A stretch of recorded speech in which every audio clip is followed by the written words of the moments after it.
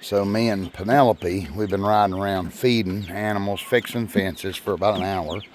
And I didn't realize this, but this chicken is riding around with us in a bucket. There ain't no feed in it. She's riding around there. And I've never had one of them do that. And these just follow me around wherever we go. There's the biddies.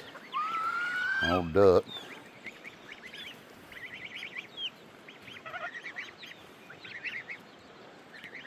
And we just came down to feed the cooney pigs. And I noticed this chicken. I wonder if she's trying to nest. Maybe she's starting getting broody. What are you doing?